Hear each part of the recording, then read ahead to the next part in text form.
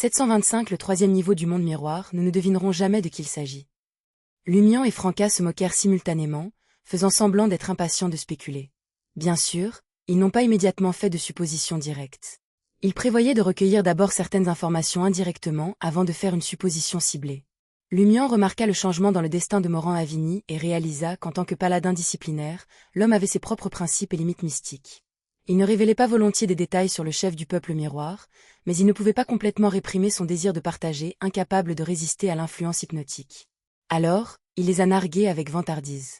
Vous avez mentionné que les personnes miroirs dotées d'une divinité puissante ne peuvent pas échapper aux catastrophes via des points de fuite. Pas n'importe quelle personne miroir dotée d'une divinité, a souligné Lumian avec un sourire, interprétant les mots de Morand-Avigny.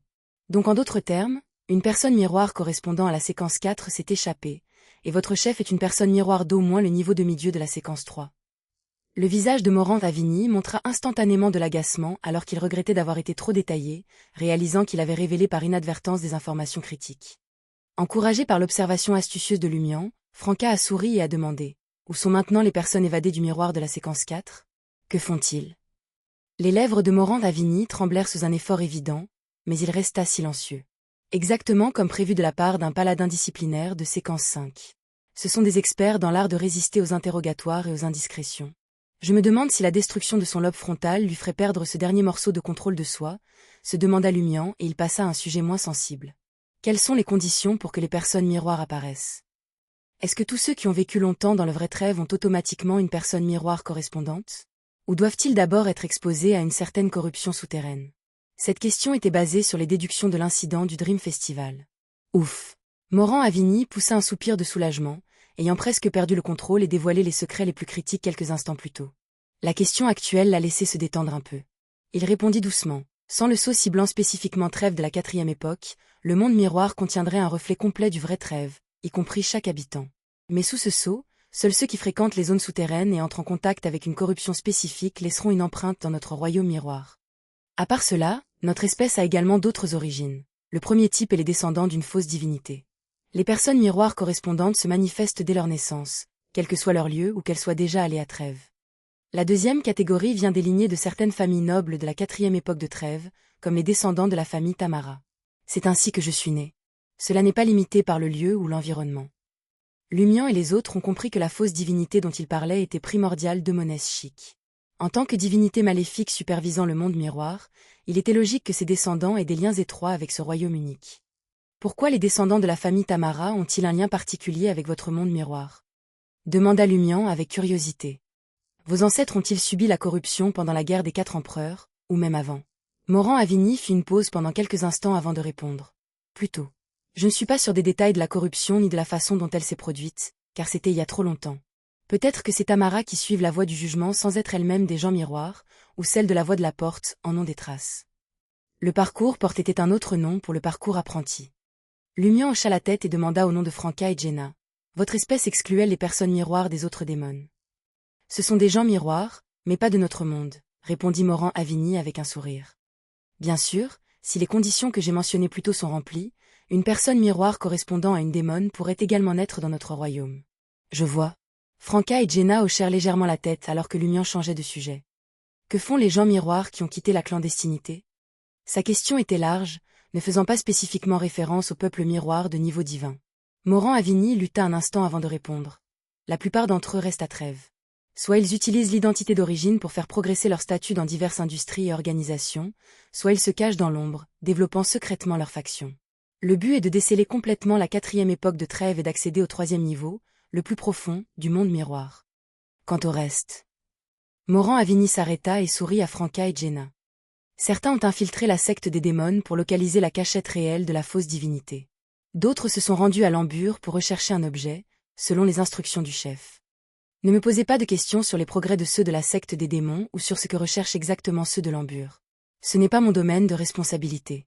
Personne ne m'a donné les détails. Je veux aussi trouver la cachette du monde réel de la démone primordiale. Pourquoi ne pas me parler des infiltrés de la secte des démons ? Peut-être que nous pourrions travailler ensemble, suggéra Franca avec un joli sourire.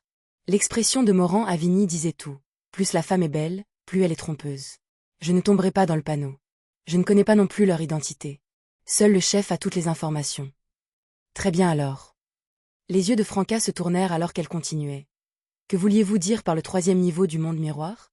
Nous sommes tous entrés dans la quatrième époque de trêve et sommes entrés dans votre royaume miroir spécial. Mais ce que nous avons rencontré là-bas étaient les gens miroirs des citoyens décédés de cette époque ancienne. Ils étaient le reflet de cette ville révolue. Où vit votre espèce? Morand-Avigny a expliqué. À l'époque, vous devez avoir accédé au deuxième niveau de notre monde miroir. Il n'apparaît que dans des conditions spécifiques et préserve la scène de la destruction de la quatrième époque de trêve. Il est assez dangereux et recèle de nombreux secrets inconnus. Quant à notre vie quotidienne, nous vivons au premier niveau du monde miroir, un reflet de trêve d'aujourd'hui. Le premier niveau reflète l'actuelle trêve. Jenna a vivement remarqué une divergence. N'avez-vous pas dit que vous, les gens miroirs, viviez dans un environnement sombre, froid et confiné? Trêve était désormais une métropole. Morand-Avigny ricana et dit « Nous pouvons sembler vivre dans une métropole, mais en réalité, nous sommes tous limités. Nous ne pouvons parcourir que des chemins fixes, errant sans fin entre une poignée de pièces et une ou deux rues. Sans l'aide de puissance divine, nous ne pouvons même pas nous parler. Nous ne pouvons observer ce que nos homologues font dans le monde réel qu'à travers des miroirs. De plus, notre royaume n'a aucun reflet du soleil, de la lune ou des étoiles. Imaginez vivre dans un tel environnement. C'est similaire aux conditions de vie des individus du monde de la peinture, sauf que les gens du miroir ont une conscience d'eux-mêmes et une compréhension claire. Pas étonnant qu'ils soient à l'agonie. Lumian a pensé à une question lorsqu'il a réalisé que le premier niveau du monde du miroir manquait du soleil, de la lune et des étoiles. Si une voie de la séquence 400 l'ombre du soleil entre en contact avec la corruption souterraine spécifique, une personne miroir correspondante naîtra-t-elle? Non, déclara fermement Morand-Avigny. Lumian a profité de cette opportunité pour éliminer plusieurs autres possibilités concernant la véritable identité du chef du peuple miroir. Franca soupira profondément. La voie du soleil est vraiment exceptionnelle. Elle convient à la voie qui régit la purification. Elle s'est ensuite souvenue de sa question précédente sans réponse et a appuyé. Qu'est-ce qui existe au troisième niveau du monde miroir? Encore une fois, Morand-Avigny secoua la tête. Personne n'y est entré. Nous savons seulement qu'il existe. Nous connaissons nos origines, nos traits et la source de notre pouvoir. Tout cela indique que nous soutenons directement les auteurs du web novel. Niveau.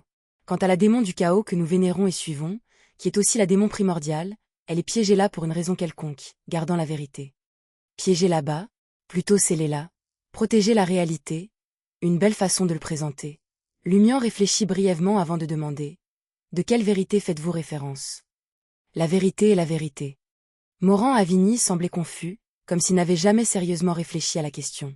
Voyant qu'il lui manquait une réponse, Jenna a ramené la conversation sur la connexion du peuple miroir avec la réalité. Perplexe, elle a demandé. Si la personne originale meurt en réalité, qu'arrive-t-il à la personne miroir? Et l'inverse. Les lèvres de Morand-Avigny se tordirent en un sourire déformé. Normalement, si le moi meurt en réalité, je mourrai avec lui.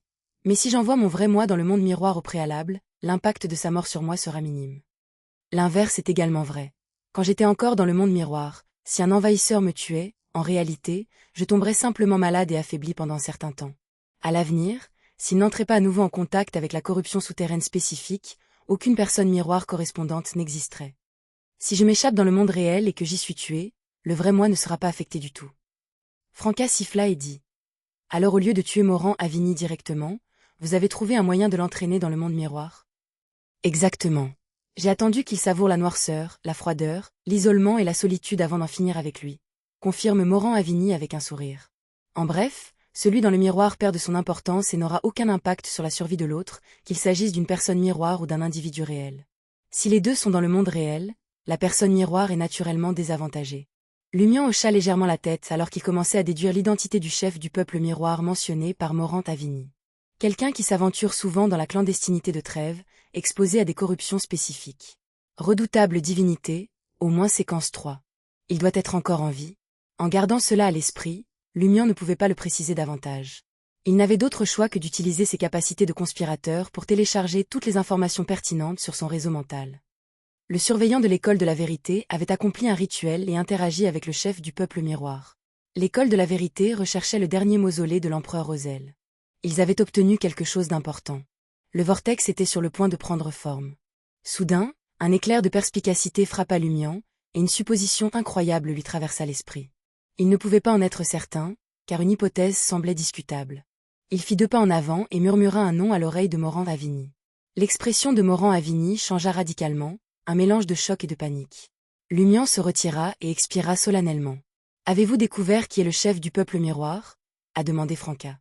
Lumian hocha doucement la tête et observa les environs. D'une voix grave, il a déclaré. Oui, je sais qui il est. C'est Roselle Gustave dans le miroir.